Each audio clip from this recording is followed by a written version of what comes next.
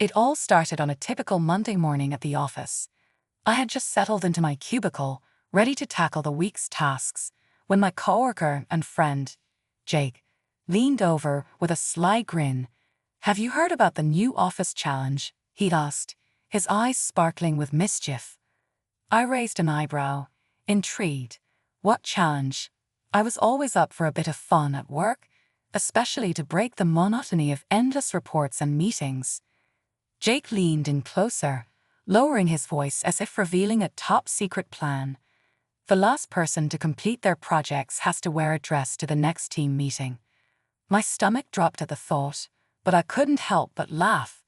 "No way. You're kidding, right?" But as the day wore on, I noticed a few colleagues whispering and laughing behind their desks, clearly in on the joke. The challenge was real, and it spread like wildfire throughout the office. As the week progressed, I found myself caught in a frenzy. The stakes were high, and competition was fierce. Everyone scrambled to finish their tasks, but my usual focus was slipping. Each day, Jake would taunt me with playful remarks, reminding me of the impending humiliation. "Better hurry up, or you'll be strutting around in a dress," he'd call out from his desk. The pressure was mounting, and I felt like a contestant in a twisted reality show.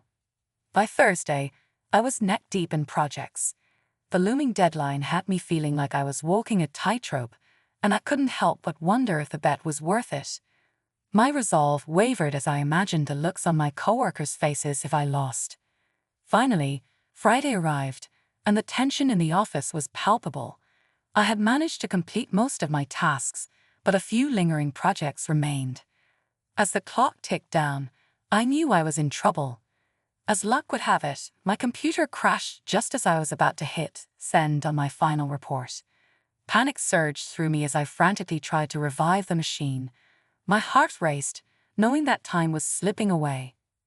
With only minutes to spare, I finally managed to restore my work and send it off. But when I looked at the clock, it was too late. I had lost the challenge. "No, this can't be happening," I groaned, burying my face in my hands. Jake couldn't contain his laughter. "You know what this means, right? Dress time." His eyes danced with mischief, and I shot him a glare, half annoyed and half amused. After some good-natured ribbing from my coworkers, I reluctantly agreed to wear the dress for the next team meeting. The thought of parading around in a dress filled me with dread, but I decided to embrace the challenge. That evening, I headed to a local thrift store, determined to find the most outrageous dress I could find. I rummaged through racks of colorful fabrics, finally settling on a bright pink, frilly dress adorned with sequins. It was both ridiculous and hilarious, and I couldn't help but chuckle at the thought of wearing it.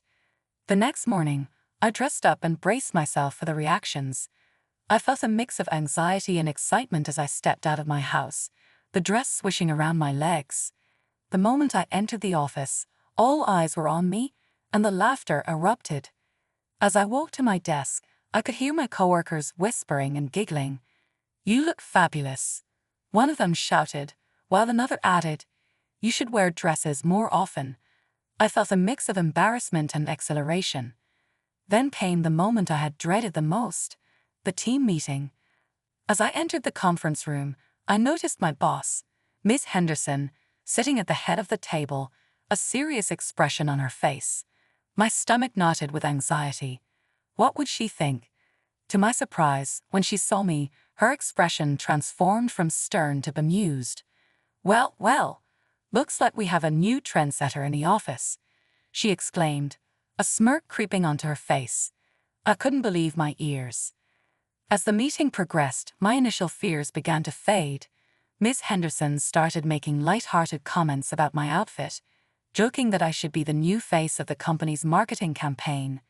Imagine the headlines: "Company employee dares to dress differently," she quipped, and everyone burst into laughter. My coworkers chimed in with their own jokes and compliments, making me feel surprisingly comfortable. I began to see the humor in the situation, and I even found myself laughing along with them. During the meeting, we discussed our projects and goals for the upcoming quarter. I presented my work with confidence, and the dress, which had initially felt like a burden, began to feel like a badge of honor. After the meeting, I returned to my desk, and Jake approached with a grin. "I can't believe you pulled it off. You looked great." "Thanks, I guess." I was terrified, I admitted, still feeling the adrenaline from the meeting. "Just wait until next week," he said, leaning closer. "We have another challenge brewing.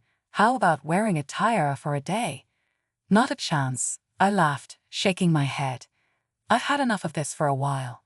But deep down, I knew I'd be up for it if it meant bringing some fun into the office. As the day drew to a close, I received a surprise email from Ms. Henderson. Subject: Dress Day Success. It read, she praised my good spirit and even suggested making Dress Fridays a fun tradition at the office. I was stunned but also thrilled at the idea. Over the next few weeks, what began as a ridiculous bet transformed into a light-hearted office tradition.